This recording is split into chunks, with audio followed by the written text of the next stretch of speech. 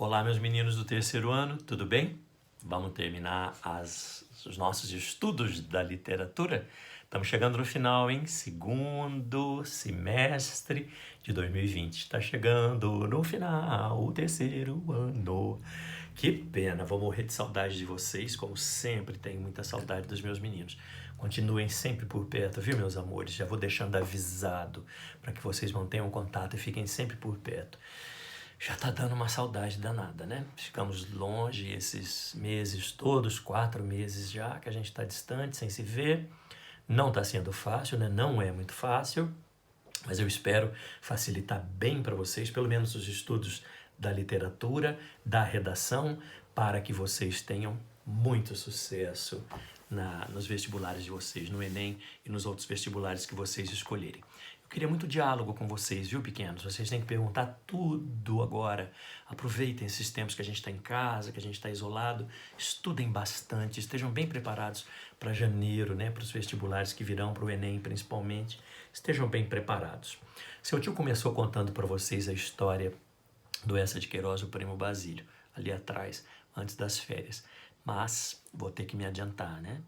Então, seu tio estava contando das cavaqueiras, estão lembrados? Jorge e Luísa se casaram, recebiam visitas, e nas cavaqueiras eles recebiam o conselheiro Acácio, muito falastrão acaciano, né? Falava muito para impressionar, mas não queria dizer grandes coisas.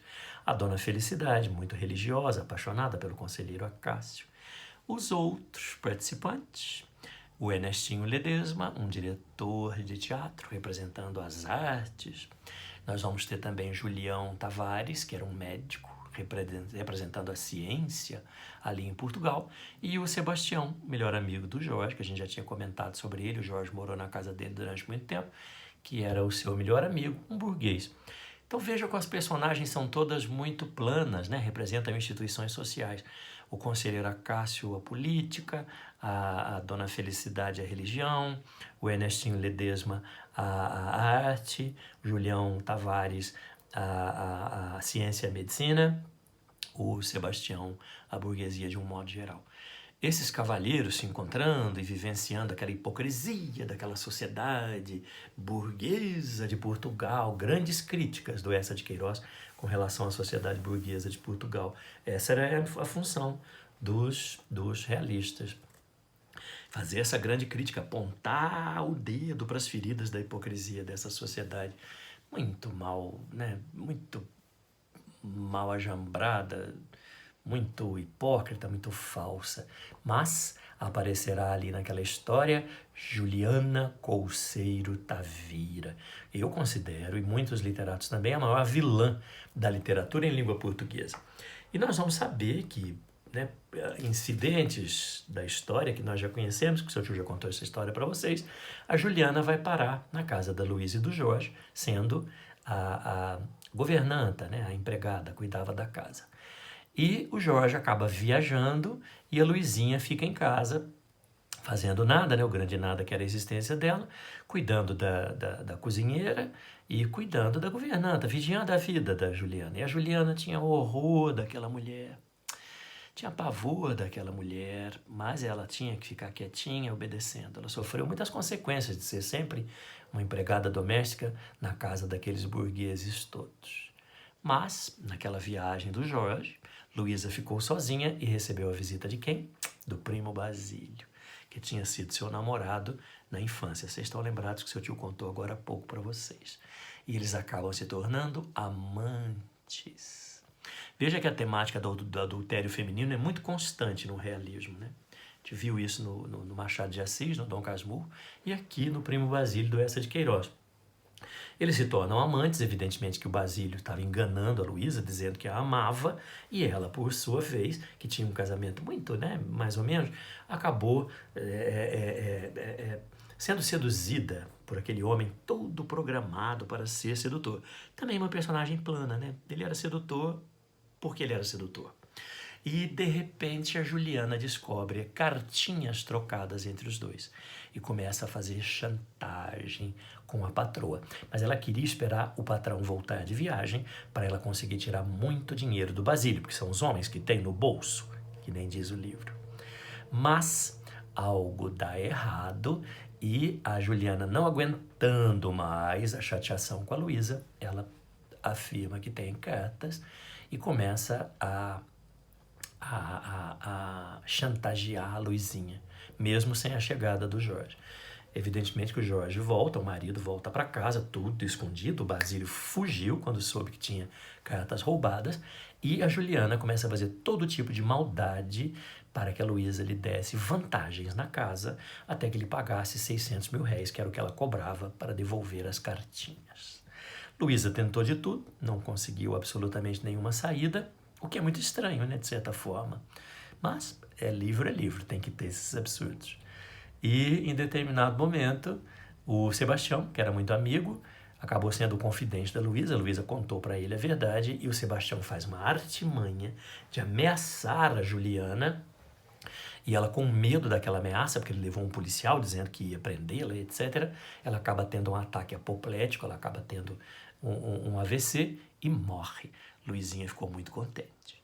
Só que Luizinha acabou ficando adoentada e, nesse meio tempo, o Basílio mandou-lhe uma carta e, como ela estava adoentada, o Jorge resolveu abrir a carta e leu. E o primo dizia que eles eram amantes e que ele voltaria logo para Lisboa para revê-la. O Jorge sofreu muito, tentou segurar durante muito tempo, mas um dia, não aguentando, revelou para Luísa que sabia a verdade. Aí que ela ficou doente de vez e acaba morrendo. O Jorge, infeliz, sai de casa, volta para a casa do Sebastião para ver como ele recomeçaria a vida dele.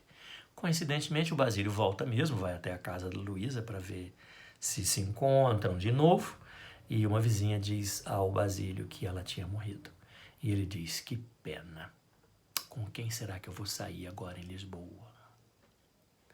Um livro muito crítico, né? E veja que a única personagem redonda é a Juliana Conselho Tavira, porque ela sofria muito as consequências daquelas patroas que eram burguesas, hipócritas, agressivas, exigentes, e ela era uma mulher adoentada, já envelhecida, e que queria só uma aposentadoria e viver bem. Mas ela não sabia como fazê-lo, acabou fazendo da pior maneira possível. Então a gente tem dó dela em alguns momentos, mas a gente tem muita raiva dela em alguns momentos. Então ela possui um aprofundamento psicológico grande. Os outros personagens do Essex são quase caricaturas, né? São personagens planas. Diferente do Machado de Assis, que no Machado é muito difícil você achar uma personagem plana. Quase todas elas são personagens redondas, circulares e que possuem aprofundamento psicológico. Eis essa de Queiroz. Pequeninos, terminado o realismo e naturalismo, a gente vai entrar ainda na apostila 3 de vocês no parnasianismo. E esse parnasianismo está lá na apostila 3, na página 91. E o que é o parnasianismo? Ora, se nós não estudamos poesia realista, então o parnasianismo é a poesia desse momento, final do século XIX, e a gente vai chamá-la de parnasiana e não de realista. A poesia realista, lá em Portugal, eles fizeram poesia realista. O Cesário Verde acabou fazendo poesia, e o Antero de Quental acabou fazendo poesia realista, mas a gente vai estudar, como a apostila pede, aqui no Brasil, a poesia parnasiana. E o que é o parnasianismo? O parnasianismo é um ataque contra a poesia romântica. Aquela poesia muito livre, muito facilitada, muito sem necessidade de seguir regras, de seguir aquelas características todas de harmonia, clareza, métrica, rima, que era a poesia clássica. Então há muita liberdade na poesia romântica, muita viagem na maionese, né? Aquele Castro Alves gritando por liberdade, o Álvares de Azevedo sofrendo por amores impossíveis e platônicos, o Gonçalves Dias amando os índios brasileiros, mas que não eram bem brasileiros aqueles índios e tal. E os parnasianos dizem: não, parou, a gente quer fazer uma poesia tal qual ela foi inventada, com regra, rima, métrica, mitologia. E nós não queremos saber de aprofundamentos sentimentais, não, nós queremos fazer uma poesia descritiva, visual, arte pela arte. Esse era o lema dos poetas parnasianos. Eles queriam fazer poesia porque a poesia existia. E a poesia existe nesse formato. Tem rima, tem métrica, tem figuras de linguagem, e a gente não quer muito conteúdo, a gente quer a forma da poesia. Ah, não tem muito conteúdo? Não, eles gostavam muito de descrição. Descreviam vasos, descreviam colunas, descreviam catedrais, mas não tinham grande aprofundamento sentimental. Então eles fogem dos problemas sociais, fogem dos problemas sentimentais e criam uma poesia que é normalmente o soneto, com métrica, com rima, com todos os rigores, usando de mitologia para descrever objetos. Há quem fuja disso? Há quem fuja um bocadinho, porque ainda estava um pouco preso à poesia romântica, que é importante no Brasil, né? Que é o nosso maior poeta parnasiano, que é o Olavo Bilac. O Olavo Bilac ele não consegue ser totalmente parnasiano, tão formal. Ele coloca umas pitadas de sentimentalismo amoroso, então ele acaba trazendo uma misturinha ali de parnasianismo com o romantismo. É o Olavo Bilac. Nós vamos ter também o Alberto de Oliveira e o Raimundo Corrêa. O Alberto de Oliveira, ortodoxo, ele fez poesia parnasiana, formal, nada de sentimentalismo. O Raimundo Corrêa, um pouquinho mais melancólico, um pouquinho com mais filosofia, mas ainda dentro dos rigores parnasianos. O Olavo Bilac não. O Olavo Bilac que ficou conhecido como o príncipe dos poetas brasileiros, porque ele veio a aparecer num momento em que o Brasil se tornou república, um Brasil republicano, e nós precisávamos de símbolos nacionais. Então criou-se nessa época republicana, 1889, os grandes heróis, né, que buscaram Tiradentes, buscaram Duque de Caxias, buscaram Aleijadinho, muito daquilo era invenção.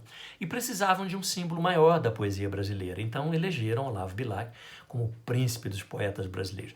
Claro que nós temos uma república que era bem ditatorial, né, militar, e eles precisavam de uma poesia que não causasse grandes questionamentos, né?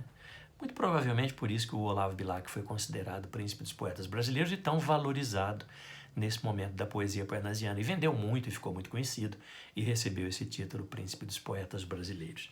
E ele tem coisas belíssimas, tá? Parece que a gente está falando só mal deles, né? Ele fica fazendo só forma, sem conteúdo, mas ele faz coisas belíssimas, como essa poesia que está na página 92 da nossa apostila, quando ele diz assim: última flor do lácio, inculta e bela, és a um tempo esplendor e sepultura. Ouro nativo que na ganga impura a bruta mina entre os cascalhos vela. Amo-te assim, desconhecida e obscura, tuba do alto glangor, lira singela que tens o tron e o silvo da procela e o arrolo da saudade e da ternura. Amo o teu viço agreste e o teu aroma de virgens selvas e de oceanos largos. Amo-te, ó rude e doloroso idioma, em que da voz materna ouvi, meu filho, e em que Camões chorou, no exílio amargo, o gênio sem ventura e o amor sem brilho. Esse poema se chama Língua Portuguesa. Ele é um soneto, vocês notaram que tem rima, vocês podem ter certeza que são decassílabos os versos, tem métrica. E palavras difíceis, né? Seu tio deu uma engasgada aqui com algumas palavras, né? Veja isso. Ganga, clangor, tron, silvo, procela, arrolo. Ai, que palavras difíceis. Eles escolhiam essas palavras no dicionário. Era proposital, eles queriam fazer um poema com uma seriedade formal imensa. Essas palavras depois estão todas traduzidas aqui para vocês, né? A flor do lácio é a língua portuguesa. Então ele está fazendo um elogio, ele está descrevendo a língua portuguesa.